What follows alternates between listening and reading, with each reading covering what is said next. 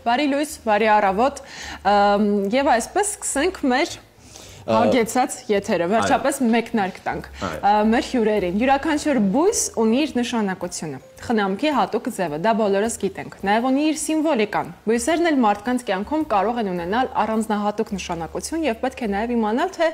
որ բույսը կարելի է պահել տանը եւ որը ոչ։ Մի խոսքով բուսականության վերաբերող ամենահետաքրքիր եւ կարեւոր հարցերի շուրջ կզրուցենք մեր հյուրի հետ։ Եվ այսպես տաղավարում է կանաչ դրախտի գլխավոր ֆիտոդիզայներ, կենսաբանական գիտությունների թեկնածու Դոնարա Կոստանդյանը։ Բարի առավոտ։ Բարի լույս։ Շնորհակալ ենք հյուրընկալվելու համար։ Շնորհակալ եմ հրավիրելու համար։ Եվ շնորհակալ ենք, որ այս թարմությունը բերեցիք ձեզ հետ մեր տաղավար։ Մենք էլ բուսասեր ենք, վստահ ենք, որ հեռուստադիտողների ընդհանրապես հայը բուսասեր ազգ է եւ ես դա կխոսենք։ Դուք երևի ավելի շատ մասնագիտական ամեն դեպքում, բայց ես գիտեմ, որ տատիկներից եւ մեր մեծերը ամեն դեպքում շատ բուսասիրությունը վստահաբար եկել է իմ տատիկից, դա կարող եմ հաստատ ասել, դա ժառանգել եմ։ Եվ երևի թե ամեն մեկը, որ իր տատիկից կամ մայրիկից ժառանգի, այո, մի բույս բերի իր կյանք, բուսաշատ Հայաստան կստացվի։ Տիկին Դոնարա, ինչպես է կարողանում այսքան տարատեսակ բույսերի մասին համապարփակ ինֆորմացիաներ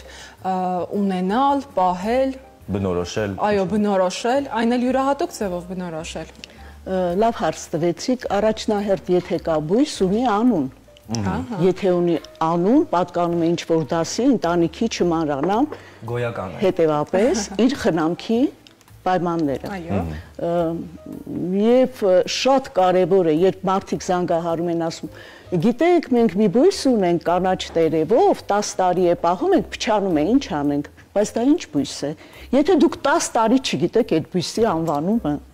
եթե դուք այդ բույսին չեք դիմել իր անունով, չգիտեք խնամքի պայմանները, բնականաբար տատիկը լավ է պահել, լավ ասեցիք, փոխանցել է, դուք պիտի կարողանաք շարունակել։ Հետևապես առաջնահերթ պետք է իմանալ բույսի անունը, չէ որ կենդանի պահում եք, գիտեք ինչ եք պահում։ Դրանից ելնում է նաև ինչպես եք կերակրում, ինչ պայմաններ եք ստեղծում, նույնը վերաբերում է բույսերին։ Հետևաբար հատկապես մասնագետները պարտավոր են իմանալ եւ իրենց գիտելիքները փոխանցել բուսասերներին։ Այ խոսում ենք խնամքի մասին, որպես այդպեսին ճանաչել բույսը, հետո հասկանալ ինչպեսի խնամք է դա պահանջում, որպես այդպեսին ինչպես պետք է տարբերակել, որ բույսը ինչպես խնամել, այ ինչպեսի վերաբերմունք տածել, ահա այսպեսի բույսի նկատմամբ։ Էլի շատ խելացի հարց էր։ Տեսեք, կան բնորոշ հատկություններ։ Երևում է, որ դուք եք բույս սիրում։ Ինձ համար, իմ հետևորդների համար շատ կարևոր է ոչ թե բույսը անգիր իմանալ խնամքը, այլ հասկանալ նրա լեզուն։ Իսկ լեզուն կարելի է հասկանալ տերևը շոշափելով։ Եթե մի պարզ օրինակ եմ բերում ձեզ որպես նվեր, որպեսզի իմանաք, եթե տերևի բույսը հաստ է, դրանք հիմնականում սուկուլենտ բույսերն են, եւ կարծես թե մոմապա տեսվես պատված, հետևաբար նրանք ջուրը քիչ են գոլորշիացնում։ Այստեղից բխում է նրա կարևոր խնամքի հատկանիշը, պետք է ջրել ուշուշ։ Այս բույսը, եթե շոշափեք, իդեպ հորտենզիայի անունը հայերեն անվանումը դրախտավարդ, իսկ լատիներեն անվանումը գնաց հիմա կասեմ Սա վստահաբար շատ ջուր բնականաբար ջուրը տերևները բարակ են, ջրի կարիք շատ ունի եւ լատիներեն անվանումը թարգմանվում է հենց հունարենից, ավելի ճիշտ հին հունարենից ջուր սիրող, հիդրանգենա։ Հիշեցի։ Բույսերը տարատեսակ մենք թեման ներկայացնելիս անպայման խոսեցինք նաև սիմվոլիստիկայի մասին բույսերի եւ աուրայի մասին։ Եկեք մի փոքր Տիկին Կոստանդյան պատմենք բույսերի աուրայի մասին, որովհետեւ նրանք էներգիա են տածում եւ կլանում եւ տալիս։ Այ ինչի մասին է բույսերի աուրան, ինչպես ենք զգում սա։ Տեսեք, դարձյալ մի օրինակի վրա բերեմ, այնտեղ դուք ունեք սրահում Սանսեիվերա, վեր բարձրացող բույսեր են, չէ՞։ Նրա էներգետիկան ձեզ բարձրացնում է եւ ձեզ տալիս է բավականին դրական լիցքեր։ Եթե ունենք բույսեր, որոնք այսպես կախվում են լացող ուռենի, ինչու են ասում, էներգետիկան տրվում է հողին, էներգիան տալիս են հողին։ Հետևաբար ես շատ եմ կարևորում հատկապես քաղաքային ձևավորման մեջ, եթե ծառեր են տնկվում, որտեղ ինչ ծառ տնկվի։ Այ օրինակ այս սակուրաների մասին ինչպիսի կարծիք ունեք։ Լավ, ես ձեզ հարց տամ։ Այո։ Եթե ամռան տապին լինի սակուրա եւ լինի կախնի։ Դուք որի տակ Վստահաբար կախնու, դա տերևների դիրքից, հովից, ուղղակի որպես գեղեցկություն սակուրաները շատ ավելի, կարծում եմ, աչքին գարնան շունչ են բերում, ներքին աուրա են փոխում, իհարկե կաղնին շատ լավ ծառ է,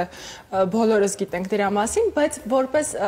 աուրա տվող ավելի դրական ինձ համար սակուրաներն են։ Համամիտ եմ ձեզ հետ գույն տվող նաև, բայց մի մոռացեք, որ այդ գույնը ընդհանրապես 1-2 ամիս հետևում առավելագույնը 2 ամիս, որից հետո սակուրան վերածվում փոքրիկ ծառի։ Եվ նաև անպտուղ ծառի, այսինքն ինքը սալորենիների ընտանիքին է պատկանում, բայց այնպես է արված, որ պտուղ չի տալիս։ Դա ինձ համար արդեն հաճելի չէ։ Ես սիրում եմ կախնի, ես սիրում եմ մեծ եղևնի, ես սիրում եմ մեծ սասնաները, սիրում եմ ինձ համար թխկիները, որ Լենինգրադյան փողոցի վրա ունենք, մենք Տերանի վրա հրաշալի են։ Ցանկացած նոր տնկված ծառ, լինի դա սակուրա, լինի դա ցերսիս, որը հուդայա ծառն է, իհարկե լավ է, բայց ոչ մեծ ծառերի կտրելու հաշվին։ Այ խոսեցիք, նաև ունեք սիրելի բույս, ծաղկատեսակ։ Այն ֆավորիտը, նախընտրելին, որը շատ մեծ նշանակություն ունի ձեզ համար, եւ որը նաև խորհուրդ կտակ ունենալ։ Տանը։ Այո։ Տանը սիրում եմ սուկուլենտ բույսեր, որոնց խնամքը քիչ է, ժամանակը քիչ է օգտագործում։ Ծաղկող բույսեր իհարկե սիրում եմ, սակայն երբ ծաղկող բույսերի ծաղկում ավարտվում է, ինքը մի փոքր խեղճանում է, իսկ տերևավոր բույսերը մշտապես դալար են, մշտապես թթվածին են տալիս։ Ես շատ սիրում եմ, շատ համեստ ծաղիկներ կան, ֆրեզիաներ են կոչվում, շատ անուշաբույր հոտով, այսքան բույսերի մեջ ֆրեզիաներ եմ շատ սիրում։ Եվ դրանք կարելի է ունենալ տանը նաև։ Այո, կարելի է պատշգամբում ունենալ։ Ես կուզեի, որ Տիկին Կոստանդյանը պատմի բլոգի մասին, որը վարում եք եւ որտեղ որ խորհուրդներ եք տալիս մարդկանց, ովքեր որ բույսեր ունեն, հատկապես անվճար խորհրդատվություն եք տալիս։ Տիկին Տոնարա, ո՞րն է այն ամենաշատ տրվող հարցերը եւ անհանգստությունները, որ մարդիկ ուղղում են ձեզ անհանգստացած բույսերի նկատմամբ։ Ինչպեսի վերաբերմունք եւ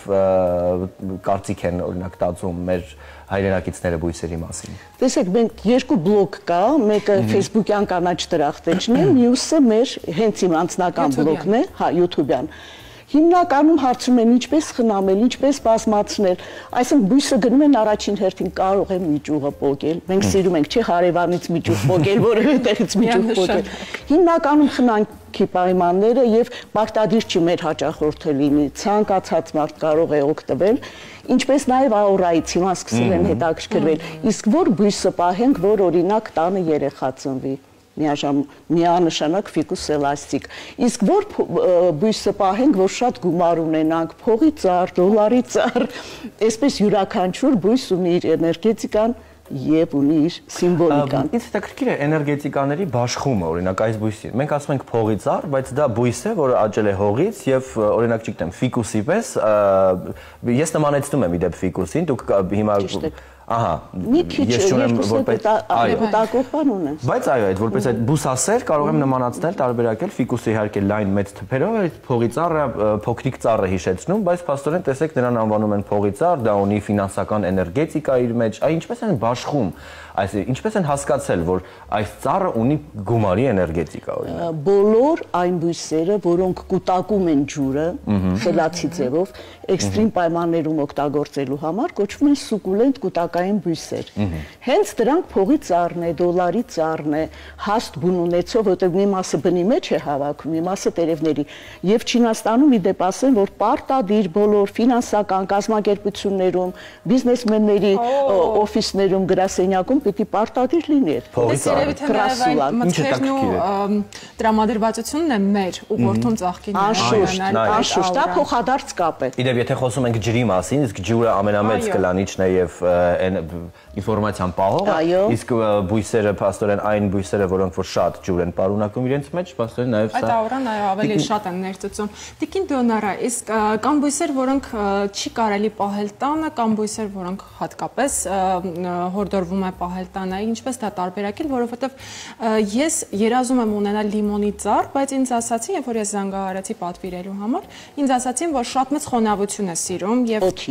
հա, տանը չեմ կարող դա պահել։ Չկա նման բան, եթե ունեք լուսավորություն, Եթե կա օդի խոնավության պակաս, իսկ դա Երևանում հատկապես շատ ցածր է,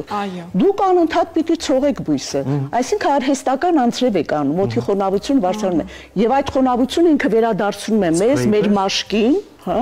որը շատ օգտակար է մեզ համար։ Իհարկե լիմոնի ծառ հրաշալի է պահել, որովհետև միաժամանակ բոլոր ցիտրուսների վրա լինում է եւ պտուղը, եւ ծաղիկը, եւ տերևը, եւ եթերային յուղերը, այնպիսի օդ են ստեղծում, որ պարզապես առողջարար է։ Աուրայի մասին խոսել արդեն ավելի լավ կլինի։ Հիմա ինչ վերաբերում է ձեր երկրորդ հարցին, հա, որը կարելի է պահել, որը չէ։ Այն բոլոր բույսերը, որոնք կան վաճառքում, կարելի է պահել, բայց կան բույսեր, որոնք կտրելու դեպքում, ասենք քսելու դեպքում, դրանք առոիդների ընտանիքի ընդհանրենք դիֆենբախիան է, ագլաոնեման է, կարող է փոքրիկ ալերգիա առաջացնել կամ երեխաների համար վնաս է կամ կենդանիների, անպայման մենք զգուշացնում ենք։ Սա հրաշալի թթվածին է տալիս, շատ գեղեցիկ է, բայց եթե ունեք երեխա, եթե ունեք ընտանիք կենդանի, մենք խորհուրդ չենք տալիս սա գնել։ Շատ շնորհակալություն Տիկին Դոնարա, մենք հորդորում ենք մեր հեռուստադիտողին անպայման հետևել Տիկին Դոնարայի YouTube-յան էջին, այնտեղ վստահաբար շատ հրաշալի խորհուրդներ կստանաք բույսերի մասին, սիրելի բուսասերներ, անպայման հետևեք, իսկ մենք ընդմիջենք գովազդով։ Այո, եւս մեկ անգամ շատ շնորհակալություն։ Ես էլ եմ շնորհակալ, թույլ տվեք ասել, որ սա կանաչ դրախտի կողմից ձեզ նվեր է։ Շնորհակալություն։ Չասեցիք սրա մասին։ Սա հապալաս է։ Ես ուզում եմ տնկեք որևէ տեղ եւ պտուղը անպայման վայելեք, լավ աճեցնեք, իսկ գորտենզիան շատ ջուր է սիրում։ Հաճախ ջրեք, խնդիր չկա։ Եվ ցողեք։ Կան ուրեմն հապալասները հրաշալի մեկնարկավորված։ Այն ինչ է մնում։ Հաճախ անդրադարձեք բույսերին, հյուրեր ունեցեք, կարևոր չէ ես եմ, թե ինձնից ավելի լավ մասնագետ, որտեղ սա շատ կարևոր հարց է։ Մենք կիսում ենք ձեր կարծիքը եւ այո, կհանդիպենք վստահ եմ մեր տաղավարում էլի ու էլի խոսելու ֆաունա եւ ֆլորայի մասին։ Կարելի է սա դարձնել։ Շնորհակալություն շատ։ Նույնպես։ Գովազդ։